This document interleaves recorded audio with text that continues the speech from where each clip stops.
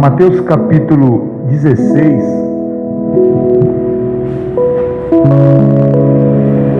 e versículo 13 em diante.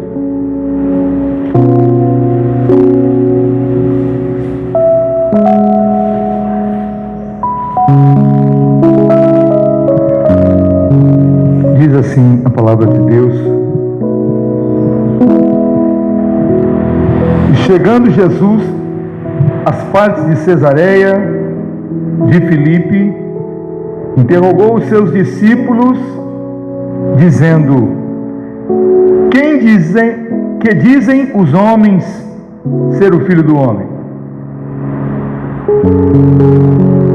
E eles disseram: uns, João Batista; outros dizem que tu és Elias, e outros, Jeremias, ou um dos profetas.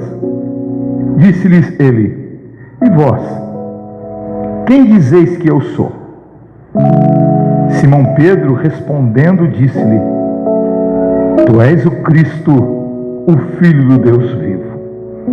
E Jesus respondendo disse-lhe: Bem-aventurado és tu, Simão Barjonas, porque não foi a carne e sangue que te revelou, mas meu Pai que está nos céus. Pois também eu te digo que tu és Pedro, e sobre esta pedra edificarei a minha igreja, e as portas do inferno não prevalecerão contra ela. E eu te darei as chaves do reino dos céus. Tudo que ligares na terra será ligado nos céus, e tudo que desligares na terra será desligado nos céus. Amém? Deus se revelando a pessoas simples. Este local que a Bíblia nos mostra, Cesareia de Filipe, né? Filipe era um dos filhos de Herodes, o grande, e esse Filipe, reinava na região nordeste, era dividido entre 3 filhos, e esse lugar, Cesareia de Filipe, era o mais pagão de toda a Palestina. Ali estava o centro mundial de adoração, um centro de adoração ao deus Pan ou Panéias. Na mitologia grega era o deus dos bosques, dos campos, dos rebanhos, dos pastores. Esse deus Pan vivia em grutas, vagava pelos vales, pelas montanhas, caçando, dançando com as ninfas, e era representado com orelhas agudas, chifres e pernas de bode. E aquele lugar, Cesareia de Filipe, havia um templo para o Deus, esse Deus grego, que Roma também adorava. Roma adorava muitos deuses. Veja que os deuses gregos praticamente, eles mudavam o nome para os deuses romanos, mas eram os mesmos. Os seguidores desse deus Pan, o Panéias, faziam neste lugar, aqui em Cesareia de Filipe, orgias e toda sorte de abominação. Ali tinha um templo construído para esse deus Pan. E os judeus mais piedosos evitavam a todo custo passar por aquele lugar. Mas Jesus foi lá.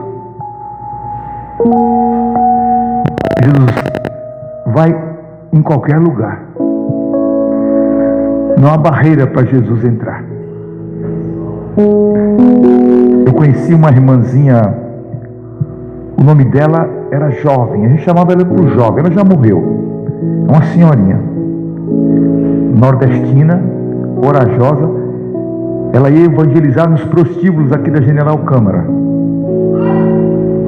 Ela sempre encontrava uma alma necessitada por Deus naquele lugar. Sempre alguém ouvia a sua palavra e se convertia ali. Deus entra em qualquer lugar. Mas hora destas, em que nós estamos dentro de uma igreja, exaltando o nome do Senhor, nesses lugares mais remotos ou obscuros, aonde a carne impera, não pensem vocês que Deus não entra.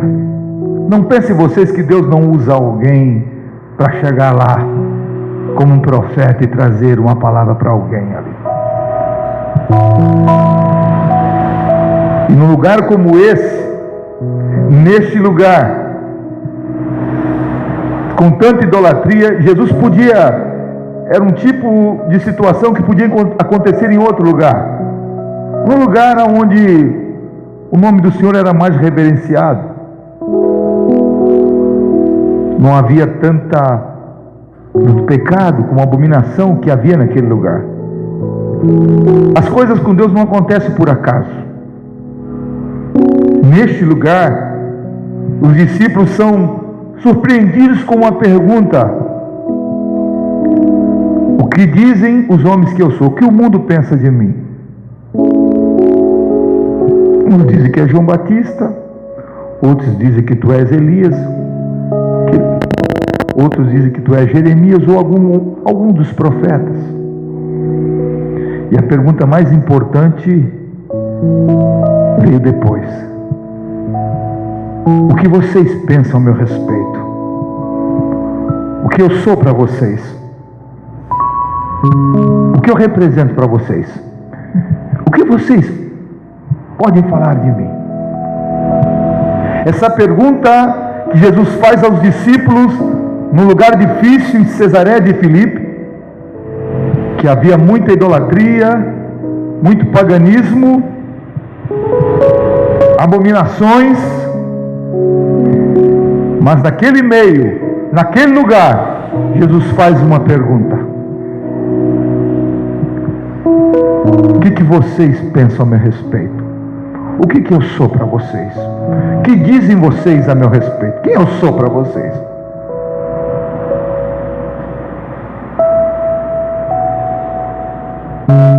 Uma pergunta que requer uma resposta.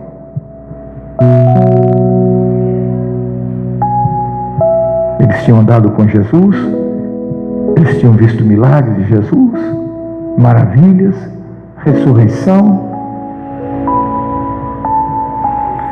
Mas agora aquela pergunta deixou eles parados. Elias, uma vez, quando encontrou o povo numa situação de dúvidas, o momento em que Elias se encontra com o povo de Israel, ali no capítulo 18, 1 Reis, quando ele encontra, antes do encontro com os profetas de Baal, né? Ele pergunta: até quando vocês vão cochear entre dois pensamentos? Se o Senhor é Deus, seguiu. Se vocês acham que Baal é Deus, então seguia Baal. A Bíblia diz que o povo nada respondeu. A situação estava difícil naquele momento. Para o povo gritar só o Senhor é Deus, o fogo teve que vir do céu diante dos olhos dele para queimar o sacrifício, lamber a água e torrar o altar. Teve que ter sobrenatural para eles verem que só o Senhor é Deus. Jesus disse que ninguém pode servir a dois senhores. Vai odiar a um ou vai amar a outro. Ou vai se dedicar a um ou desprezará o outro. Uma pergunta de Jesus: o que vocês dizem a meu respeito? O que eu sou para vocês? O Senhor é aquele que cura, o Senhor é aquele que liberta. É tanta coisa. Mas no meio dos discípulos havia um homem de um temperamento explosivo, um temperamento muito difícil, impulsivo. Na regra dos temperamentos, ele era sanguíneo e também colérico, todo cheio de imperfeição. Você sabe quem era esse homem? É o Pedro. É o Pedrão? É o Pedrão. As revelações de Deus não são para pessoas perfeitas. Quando a pessoa se acha muito direito das coisas de Deus, muito perfeito, Deus espera ele ficar um pouquinho amassado, para ele ficar pronto para receber a revelação de Deus. A revelação de Deus são para pessoas simples, falhas, imperfeitas, como eu e você. Esse homem que era colérico, esse homem que era impulsivo, sanguíneo, difícil no temperamento, difícil de se lidar com ele. Aquela pessoa, não mexe com esse camarada, é nervoso, não mexe com essa mulher aí, isso aí é pavio curto. Pedro era o pavio curto, mas ele recebeu a revelação do céu. Isso me deixa maravilhado. A revelação do céu não são para gente, para os bacana, os que se acham bom demais, muito bom e direito demais aos seus próprios olhos, porque ninguém é bom e direito demais. Quem é bom e direito demais é o meu Senhor que morreu na cruz para me salvar. Chama-se Jesus Cristo. Ele é bom e direito demais. O homem que tinha tudo para dar errado na vida foi chamado por Jesus. Num dia de pescaria ruim, dia difícil, esse homem triste, cansado, vem com o barco, recolhe o barco, abre as redes, vai lá na rede, todo cansado, a noite toda sem dormir, e de repente Jesus pede para ele: ei, eu posso entrar no teu barco? Eu quero pregar, mas eu quero entrar no teu barco para me pregar. Jesus falava do barquinho para a multidão que estava na praia. E Jesus pregou no barco de Pedro. Tinha muitos barcos para Jesus pregar, mas Jesus escolheu a Pedro. Se fosse achar pessoas melhores, certamente alguém encontrar. Aquele comando é bonzinho demais, aquele ali é a pessoa certa. Você vê que os discípulos, nenhum deles eram perfeitos. E o maior deles, que nós consideramos que é Paulo, também ele não era. E Pedro, cansado de Jesus: Pedro, agora vocês podem pegar o barco, depois que Jesus prega, agora põe a rede no barco e vai pescar. Vai para as águas altas, vai para mar alto, tu vai ver a bênção que está te esperando, homem. Eu estou cansado, Senhor. Ele não conhecia Jesus direito ainda, não conhecia. Já trabalhei a noite inteira, olha minhas mãos. Vai para mar alto, Pedro. Tem milagre para você. Ele foi. E quando ele lança a rede no mar alto, era tanto peixe, o barco ia afundando. Ele chamou as embarcações para auxiliar outras embarcações. Era muito peixe. Ele nunca tinha visto daquilo na vida dele. Ali está a Marilene, que gosta da pescaria, hein? Ela com o esposo dela. A pessoa, Marilene, aquela rede cheia de peixe, sabe como puxar aqueles homens todos puxando. Pedro chega com o barco cheio de peixe na praia, olha para Jesus e diz: Senhor, afasta-te de mim, que eu sou um pecador, não presto. Afasta-te de mim, que eu sou um pecador. Eu vi milagre hoje acontecer. Eu vi milagre de Deus acontecer hoje aqui, Senhor. Jesus: Pedro, eu tenho uma missão para você. A partir de hoje, tu não vai ser mais pescador, tu vai ser pescador de homens, pescador de almas. A partir de hoje, eu estou mudando o rumo da tua vida. Aleluia. É coisa linda, né? Como Deus chama as pessoas. Não tá mas isso não está dentro, né, do programa. Não está no programa, não está na cartilha. Deus é assim. Foi esse homem, todo cheio de imperfeição, que recebe a revelação do céu. Diante desta pergunta, o que vocês dizem a meu respeito? O que eu sou para vocês? A revelação desce sobre Pedro. Era algo sobrenatural. Jesus havia dito que Pedro não podia receber aquilo na carne nem no sangue. Não foi carne nem sangue, era algo sobrenatural. Foi meu Pai que te mostrou isso, Pedro. Tu és o Cristo, o Filho do Deus vivo. Aleluia. Assim como Deus se revelou para Pedro, um homem simples, Deus revela para você também, mulher, homem. Deus não faz distinção de sexo para Ele usar. Ele usa homem, usa mulher, Ele usa criança, usa jovem, usa adolescente. Ele usa quem Ele quer. Aleluia. Tu és o Cristo, o Filho do Deus vivo. Nesse momento eu vejo a graça de Deus. A graça de Deus, ela não é um privilégio para as pessoas perfeitas, só os bons que merecem. Não, ao contrário. A graça de Deus é para os insignificantes, homens falhos e pecadores como nós. A graça de Deus é para quem está lá embaixo.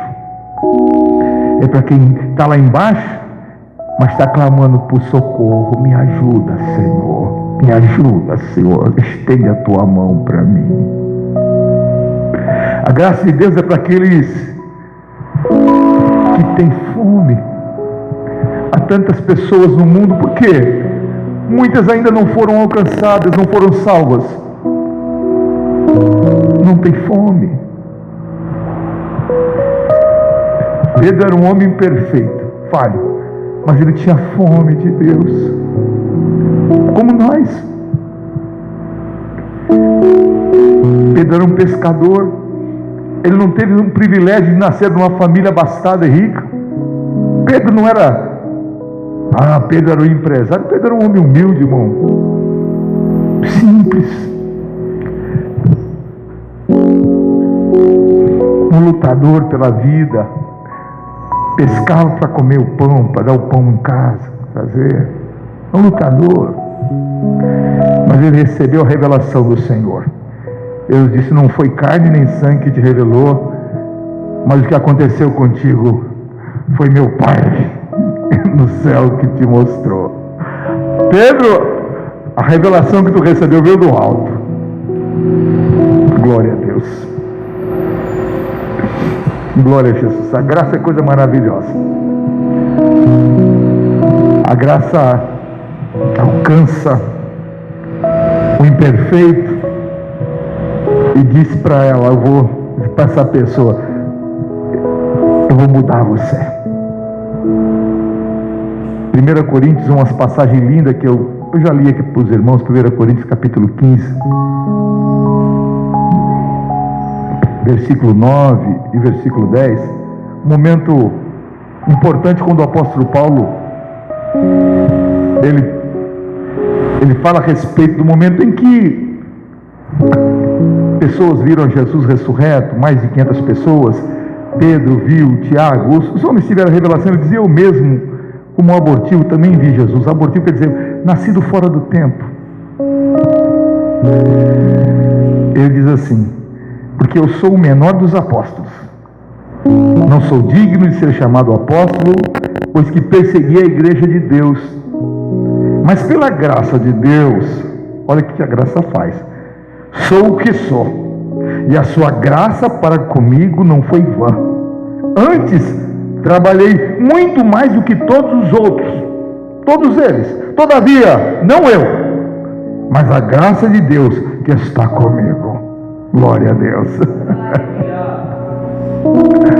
A graça de Deus faz você fazer coisas grandes,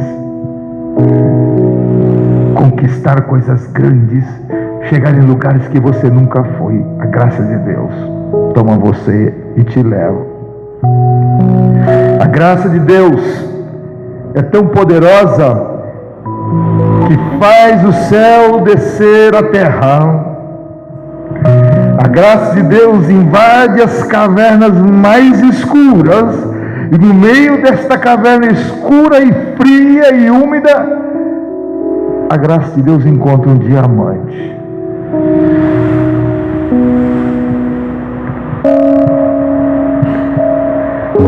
Aleluia. A Bíblia diz que o Verbo se fez carne e vimos a sua glória como a glória do unigênito do Pai, cheio de graça e cheio de verdade. Oh, graça maravilhosa! A graça nos alcançou, a graça nos valorizou, a graça nos fez assentar em regiões celestiais e nos colocou assentados com os príncipes do seu povo, do povo do Senhor. Hoje estamos assentados na mesa do Senhor, é a mesa da graça. Nesta mesa somos iguais, não tem menor e nem tem maior. As imperfeições, elas são cobertas pelo grande lençol da graça, aquele panão de mesa, aquele pano de mesa da graça, que é colocado na mesa e cobre todas as nossas imperfeições. Vocês se lembram daquele homem que era filho de Saul, neto de Saul, Mefibosete, e quando Davi mandou chamar, se lembram dele? Ele era aleijado das duas pernas, ele tinha que vir amparado com outras pessoas, e Davi chama ele. Havia uma lei na cidade que aleijado não podia entrar naquela cidade de Davi, em Jerusalém, mas Davi quebrou essa lei. Não foi Davi, foi a graça de Deus. Era Deus dizendo: a partir de hoje os imperfeitos também vão ter direito a entrar na cidade. E o rei chamou Davi para sentar na sua mesa. Quem imperfeito fisicamente naquela época jamais podia adentrar na sala do rei e assentar e comer pão junto com o rei. Mas a graça faz isso. É o Mefibosete, aleijado, sentado, de repente o lençol da graça é estendido e ninguém vê as suas falhas, ninguém vê a sua dificuldade. Oh, graça maravilhosa! Cada um de nós tem uma história, cada um de nós tem algo para contar, sabe o que passou. Todos nós estamos debaixo desta graça. Glórias ao nome de Jesus. Oh, graça maravilhosa, maravilhosa graça, a graça de Jesus.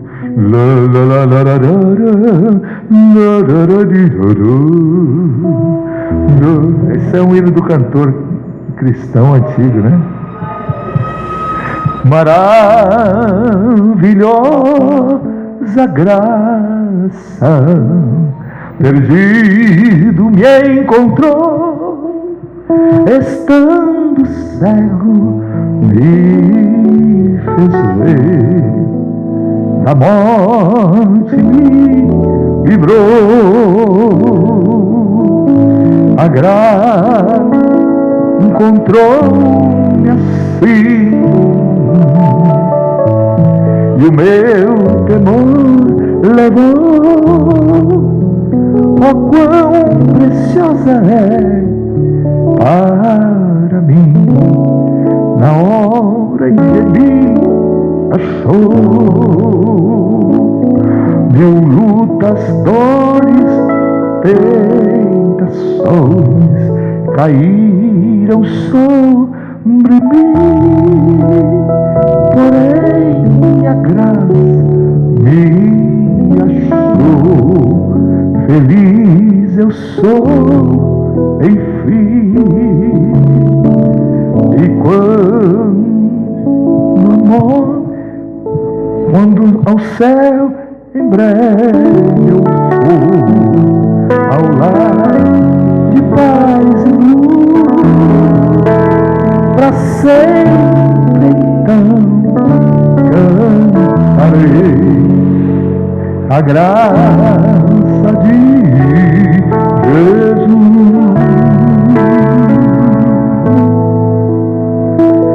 Eu sinto a presença de Deus nesse lugar. Porque se fosse pelos homens ou por nós mesmos, ninguém estaria aqui, nenhum de nós estaríamos salvos, todos perdidos, caminhando para o inferno. Mas a graça do Senhor nos encontrou. Aleluia. Obrigado, meu Pai. Obrigado, Jesus. Obrigado, Senhor. Aleluia. Aleluia.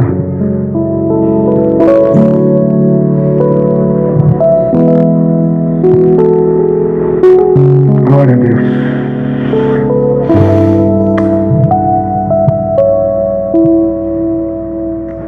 A partir desta revelação que Pedro recebe do céu,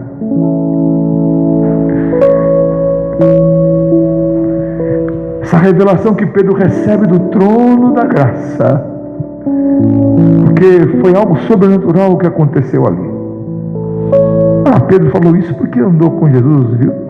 Está muito além disso. Ele recebeu algo sobrenatural. A partir daquele momento,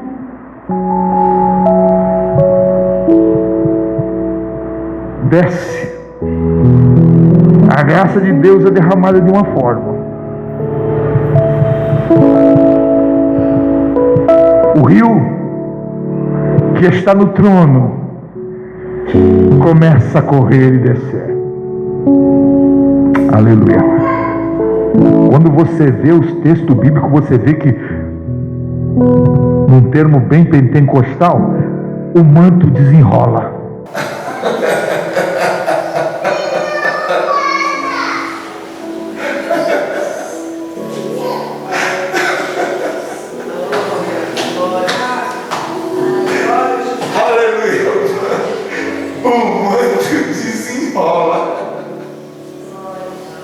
Aquilo que estava pronto, preparado, mas que estava no alto, de repente, esse rio de graça,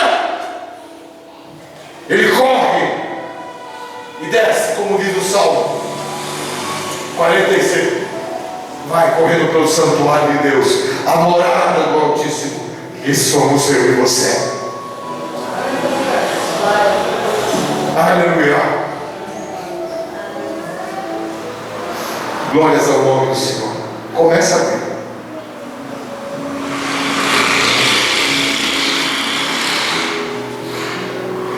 Aconteceu o sobrenatural. Tu és o Cristo. Tu és o Messias. Tu és o ungido de Deus.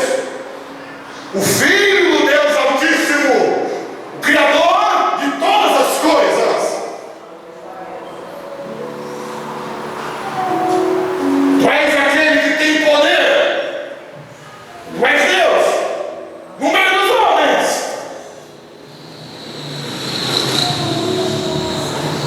Tens poder para dar e poder para tomar. Tu abre covas e fecha a cova. Glórias ao nome do Senhor. Glória a Deus. Começa aí. Sobre esta pedra, Pedro, tu és uma pedrinha pequena. Começa aí a desenrolar, né? Tu és Pedro, és pedrinha, mas sobre esta rocha que sou eu, Jesus Cristo, a minha igreja vai ser edificada. O realizarmos deverá ser realizado em cima da rocha, do fundamento que é Jesus Cristo. Glória a Deus. A palavra de Deus diz em Mateus 21:42 que a pedra que os edificadores rejeitaram, esta foi posta por principal de esquina. Glórias ao nome do Senhor. Jesus é a rocha e todo fundamento está nele. Tudo tem que ser feito em cima dele. Orações, os milagres, mensagens devem ser feitas sempre em nome do fundamento, em o nome de Jesus. Ele é o fundamento da igreja. Jesus deixa bem claro, Jesus está trazendo uma mensagem não somente para Pedro e os discípulos, mas para a igreja. O que viria? O fundamento, a rocha eleita, como está escrito no Antigo Testamento: em Sião já tenho posto uma rocha, esta rocha eleita, rocha de Deus escolhida, fundamento de Deus, que chama-se Jesus Cristo. Tudo tem que estar fundamentado em Jesus. E quem é Jesus? É a sua própria palavra. Jesus é a própria palavra. Então tudo tem que ser fundamentado na palavra de Deus. Jesus, o nome de Jesus, ele tem autoridade no céu, na terra e também no inferno. A Bíblia diz que diante dele todos vão dobrar os seus joelhos, até os demônios se dobram diante do Todo-Poderoso, diante de Jesus. Glória a Deus. Glória a Deus. 1 Coríntios capítulo 3 e versículo 11 diz que porque ninguém pode colocar outro fundamento além do que está posto, o qual é Jesus Cristo. Pastor, mas uma filosofia boa, religião. Se o fundamento não é Jesus Cristo, todo trabalho que for feito em cima daquele fundamento falso não vai dar em nada. A consequência é derrota, é miséria, é mentira. Jesus está dizendo para Pedro: Pedro, tu és Pedro, mas sobre esta pedra eu vou edificar a minha igreja. Outra revelação: Pedro, tem outra coisa, as portas do inferno não prevalecerão contra a minha igreja. Você nota que está desenrolando? Quando ele recebe a revelação: tu és o Cristo, o Filho de Deus vivo. De repente Jesus abre o céu, começa a trazer suas revelações para a igreja. As portas do inferno não vão prevalecer contra a minha igreja. Na sua morte e ressurreição, Jesus, o Filho de Deus, a Bíblia diz que ele toma as chaves da morte e do inferno. Mateus 28:18 diz que é-me dado todo o poder nos céus e na terra. E em Apocalipse capítulo 1 versículo 18 diz o que? Jesus falando: e o que vive? Fui morto, mas aqui estou vivo para todo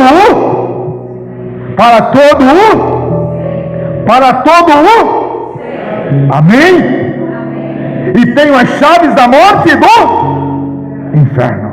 Fala comigo: e tem a chave da morte e do inferno. Ele venceu a morte, ele venceu o inferno.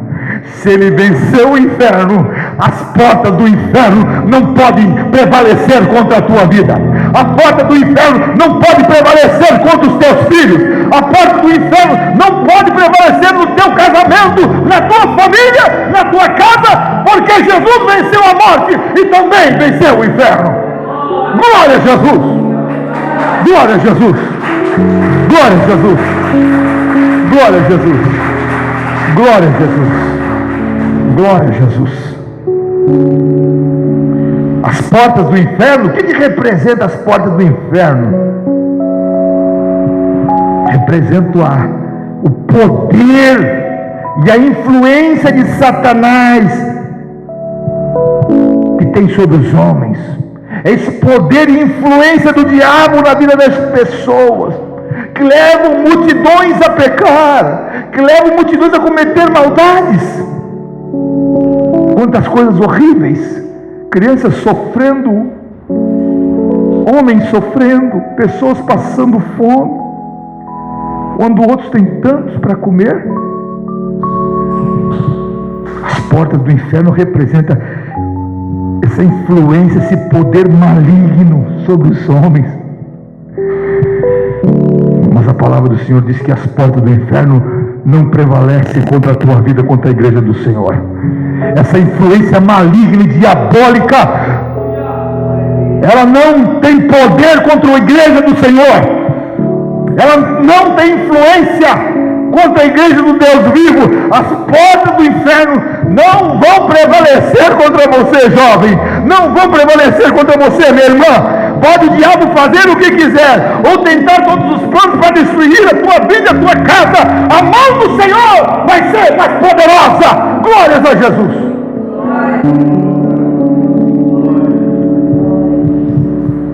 Quem sabe, o diabo ele é tão terrível que às vezes dá até sonho de perturbação a você. Quem não já sonhou coisas terríveis com os teus filhos, com o familiar teu? Eu não vou nem perguntar para levantar a mão. Sabe o que é isso?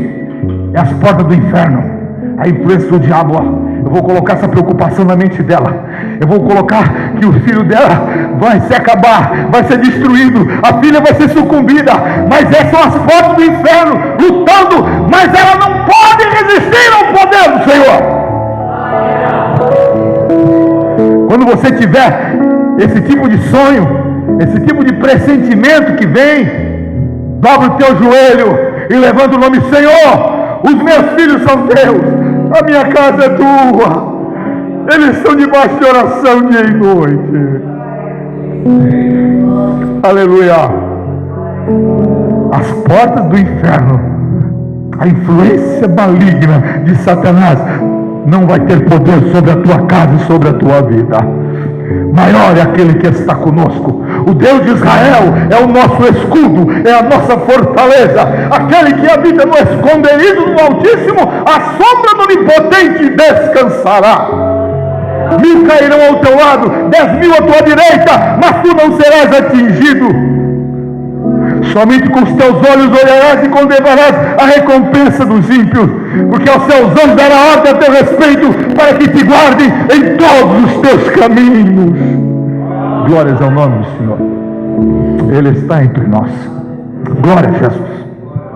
Há um poder maravilhoso sobre a igreja do Deus vivo. É o poder do Espírito Santo. O diabo quer fazer você parecer que é um João ninguém, que você não tem nada, que você é um fracassado. Mas nesta noite há uma autoridade de Deus que vem sobre a tua vida e coloca uma convicção e uma certeza: você é mais do que vencedor por aquele que te amou. Glórias ao nome de Jesus. A tua conquista não foi conquistada alguns dias atrás. Por aí 2000 anos atrás, Jesus garantiu a tua conquista na cruz do Calvário, quando ele derramou a sua própria vida na cruz. Glória a Jesus. Aleluia. Aleluia. Ele está entre nós. O Senhor está aqui. Glória a Jesus. As portas do inferno não vão prevalecer contra a minha igreja. Naquele tempo era o paganismo de Roma. Naquele momento ali em Cesareia de Filipe estava tomado de idolatria. Havia licenciosidade, violência. Em Roma, mortes, quantas mortes no Coliseu romano? Mortes de cristãos. Mas jamais iriam prevalecer contra a igreja de Deus. Quantos mais cristãos morriam na arena, ou ferido, morto pelos gladiadores, ou pelos leões, mais a igreja crescia. Sabe o que aconteceu? O Império Romano sucumbiu. Aquele império o Império Romano pensava que ia durar para sempre. Durou bastante tempo, uns 400, 500 anos, mas sucumbiu. E hoje só são cinzas, lembranças que ficam na história. Mas a igreja de Jesus, a poderosa igreja de Deus, está de pé. Aleluia! Porque essa igreja é poderosa na terra, porque essa igreja está marchando para o céu, está aguardando a chegada do noivo. Não pode. Aleluia! Foram sucumbidos, vieram outros povos e sucumbiram, mas o nome do Senhor prevaleceu. A igreja de Jesus prevaleceu. Aleluia. Jesus disse para os seus discípulos no capítulo 10 de Mateus, em versículo 19: eu vos dou poder para pisar serpentes e escorpiões e toda a força do inimigo, e nada vos fará dano algum. Esse é o poder e a autoridade que a igreja tem. Poder para pisar serpentes e escorpiões. Aleluia. Não fica com medo que você não vai ser ferido. Você vai andar. Você vai estar no meio do fogo, sim. Você vai estar entre leões, sim. Mas no meio do fogo, o quarto homem vai estar presente, como esteve com os homens da fornalha, Ananias, Misael e Azarias. Você vai estar no meio da cova de leões, sim. Mas o Senhor vai estar para fechar a boca dos leões, para que não te faça dano. Aleluia. Eu vos dou poder. Eu dou para vocês autoridade. Você tem autoridade. Na sua casa, quando você vê alguma coisa estranha, diferente, as coisas, dobra o teu joelho dentro da sua casa, meu irmão, meu jovem, o céu vai te ouvir. Há poder na oração do crente. Aleluia! Eu vos dou poder para pisar serpentes e escorpiões e toda a força do inimigo, e nada vos fará dano algum. Não fica com medo, não. Glória a Jesus. Jesus disse ainda em Marcos capítulo 16, versículo 16 e 17: quem for crer e for batizado será salvo, mas quem não crer será condenado. Esses sinais seguirão os que crerem. Em meu nome expulsarão demônios. Olha aqui que a igreja tem, a autoridade da igreja. Vão expulsar demônios, falarão novas línguas, pegarão nas serpentes, e se beberem alguma coisa mortífera, não lhes fará dano algum, e porão as mãos sobre os enfermos, e eles serão curados. Você crê nisso? Quem crê nessas palavras? Levanta a mão quem crê nessas palavras de verdade. Você crê? Então recebe o poder e a autoridade da palavra que é no nome de Jesus. Aleluia. Recebe sobre a tua vida essa autoridade. Glória a Jesus. Pode baixar a sua mão.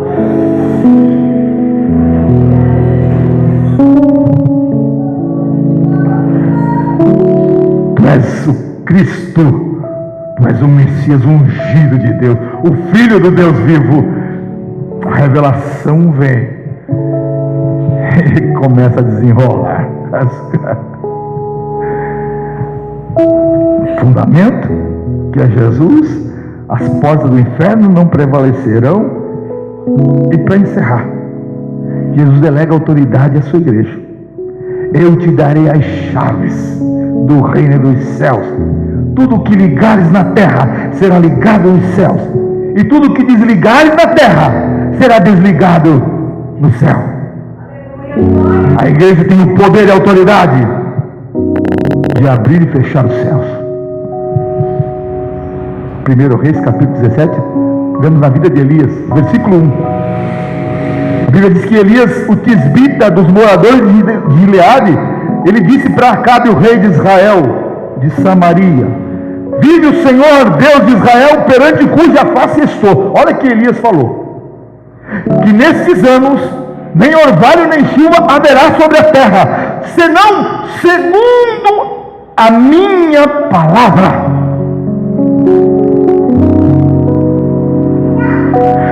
Deus confirmou a palavra que saiu da boca de Elias.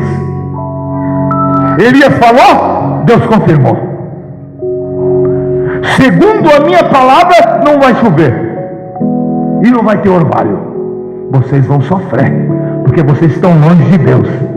Mas segundo a minha palavra, não haverá chuva e não haverá orvalho. O que foi que Deus fez? Deus ouviu e fez o que Elias pediu. Elias falou aquilo que estava já no coração de Deus. A palavra não é simplesmente daquilo que ele achava ou pensava. Elias falou aquilo que estava no coração de Deus. E o Senhor cumpriu a palavra do profeta. 3 anos e 6 meses sem chover. Gente morrendo de fome pelas ruas. Uma seca. Em Samaria muito grande. Até que Deus toca o coração de Elias. Elias, olha, Acabe, come e bebe, porque ruído há de uma abundante chuva. A chuva vai descer. Aleluia. Um homem fez isso. Tiago escreve dizendo: Elias era um homem como nós, sujeito às mesmas paixões que nós, pedindo para orar. Orou ao Senhor e pediu que não chovesse. 3 anos e meio ficou sem chover. Depois orou e pediu que chovesse, e Deus mandou chuva. Era homem como nós. A autoridade de Deus estava sobre ele, como está sobre a igreja do Deus vivo. Aquilo que você ligar na terra será ligado no céu. Aquilo que você desliga aqui é desligado no céu. Glórias ao nome do Senhor. Glória a Jesus. Glória a Jesus. O poder e a autoridade que está no nome de Jesus. Aleluia. Tu és o Cristo. Olha só que a revelação do Senhor promove, né? Quando ela vem, é declarada, coisa começa a correr em cascata, começa a vir, Deus começa a mover. É como uma chave. Nessa noite, Deus coloca na nossa mão uma chave. E essa chave que você tem na tua mão é a tua fé. É aquilo que você crê das Escrituras. Aquilo que você crê da palavra do Senhor. Esta fé não é baseada naquilo que você acha, mas naquilo que Deus é, segundo a sua palavra. Você tem essa chave nas tuas mãos. E se você crê, segundo as Escrituras, os rios de águas vivas vão ser derramados, portas vão se abrir. Em um culto de Santa Ceia como hoje, nós veremos milagres de Deus. Aleluia. Glórias ao nome de Jesus. Naquele lugar difícil como Cesareia de Filipe, cheio de trevas, a revelação de Deus vem. Deus se manifesta em qualquer momento, em qualquer lugar, para mudar a vida daqueles homens, trazendo um recado para a igreja de Deus que viria. Aleluia. Glórias ao nome do Senhor Jesus.